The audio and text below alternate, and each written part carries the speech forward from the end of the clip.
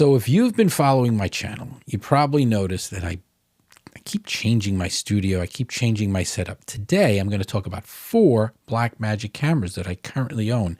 It sounds weird, but I now have 4 Blackmagic cameras. This one here is the Blackmagic Pocket Cinema Camera 6K G2. Such a short, concise name. Then you got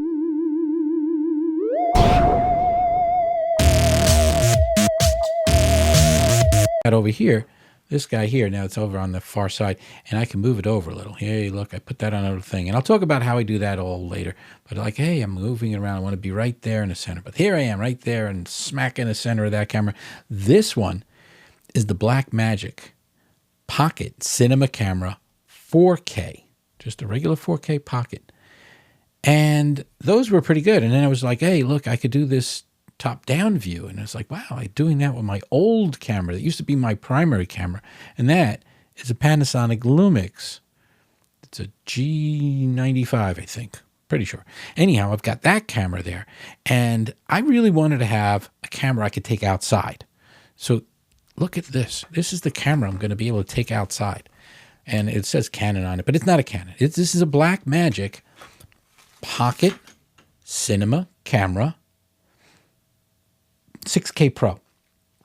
Pocket Cinema Camera 6K Pro. And to me, this is going to be my baby outdoors. I'm going to be able to take this outdoors. Now, of course, you may be saying, hey, why don't you just take out the other camera that you already have at your desk, the one that's in your power shot right there? Why not just use that camera when you're out in the field? Why do this one? Now, at first, it was a question of laziness in a sense. I'd say, well, and then I have to take it apart and take it away from my desk, and I need a camera that's at my desk, yada, yada, yada. But then I really thought about it. You know, the G2 is a great camera. You could see it. It looks beautiful right here, right now.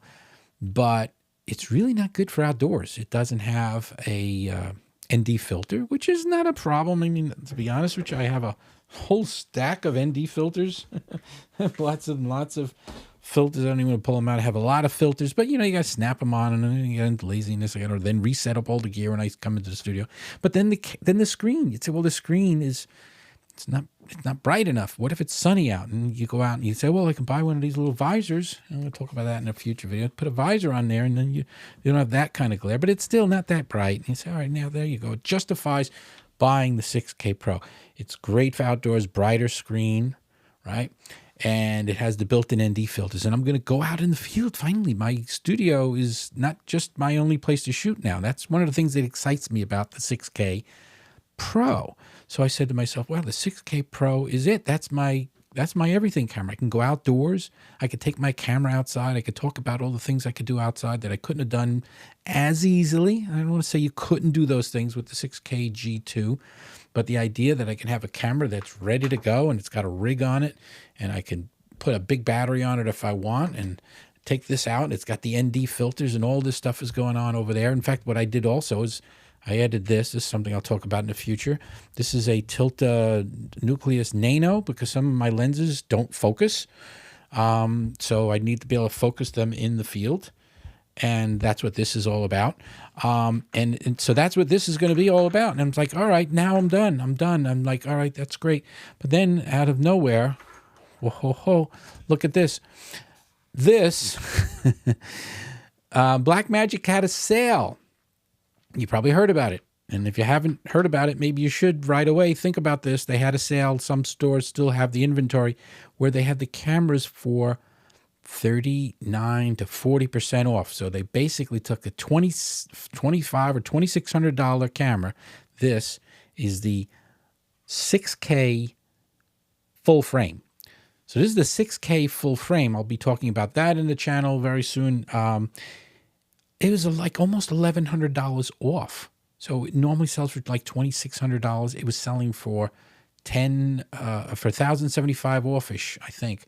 Basically for $1,500-ish, you can get this camera. And I was watching the countdown every day. It'd say limited time, only for a few more days.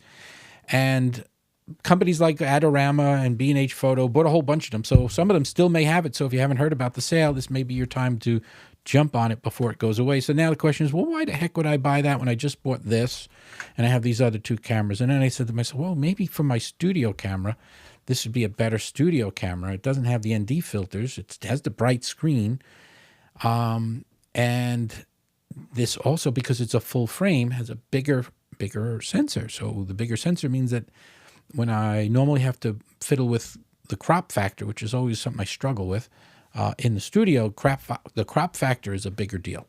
So let's talk about crop and no crop and why it matters. So all the other three cameras have a smaller sensor. They have that's a micro four third. This one, the 4K is a micro four thirds, which is a relatively small sensor, about the size of an APS-C.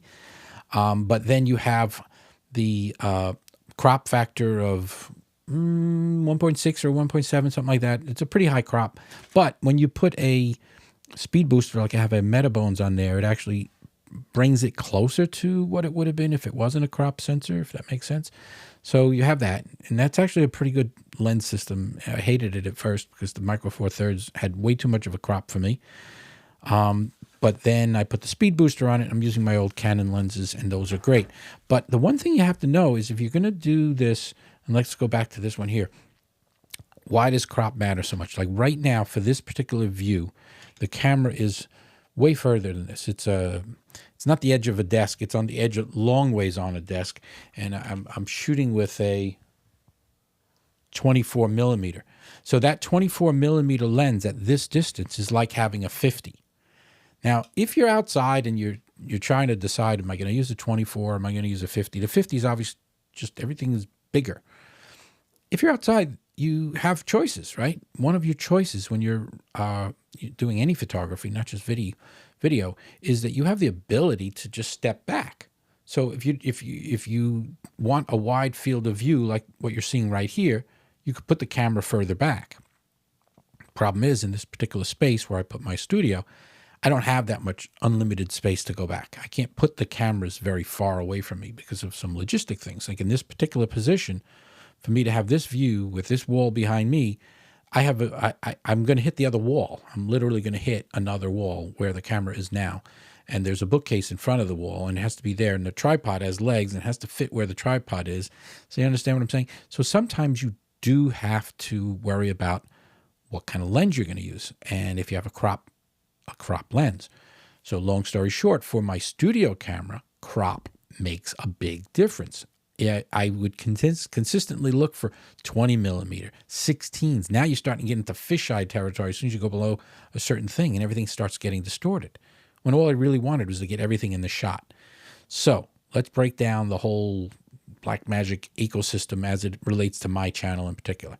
So for my in-studio, I'd prefer not to crop, at least for this particular view here and not really that much on my 4K view.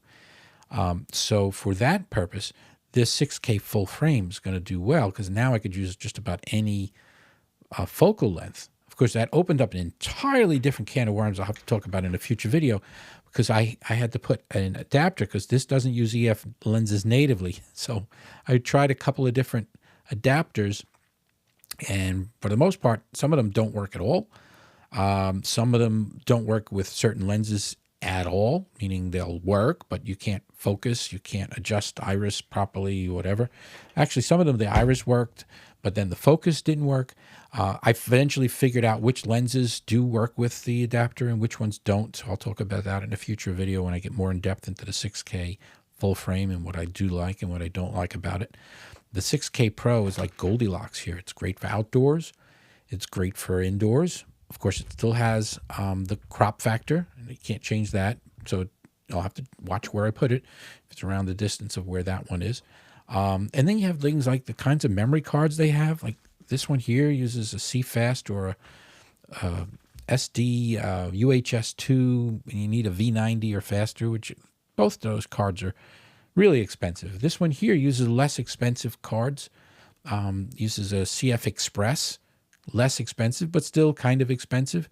And for what it's worth, what I've been doing with all of these is I go out and I buy the cheapest storage you can get, which is SSDs. This one's a SanDisk Extreme Pro, I believe, and it's really fast. And then I plug that right into the USB port, and then it's good to go. It literally could start shooting like right now. I mean, I could turn this thing on, which I probably could. Take off my cap, which I could. And maybe it's got a battery in it, which I don't remember if I put a battery in it.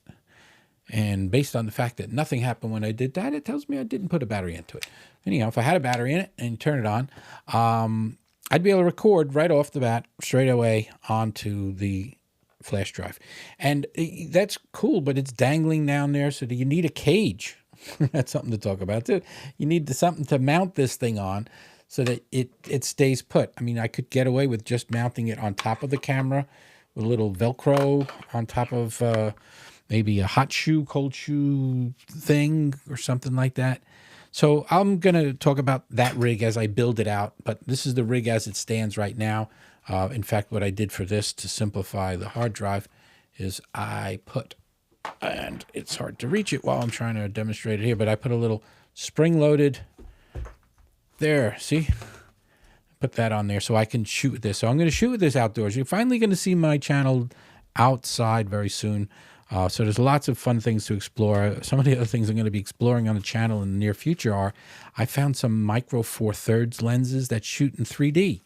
That'll be fun. I'll put that right there on the Blackmagic 4K. And I also found some 3D lenses that will work on any lens. So I'll be doing that on Canon mounted lens, which means I'll be doing them on all the cameras. So I've got a lot of fun things I'm going to be exploring on the channel. So if you haven't already subscribed, it might be a good time to think about that. You have no idea the ridiculous levels of hoarding of tech gear that I've been building up over the last few months since I haven't posted in a while. And it's all going to explode in the next few months. So stick around, and thanks for watching.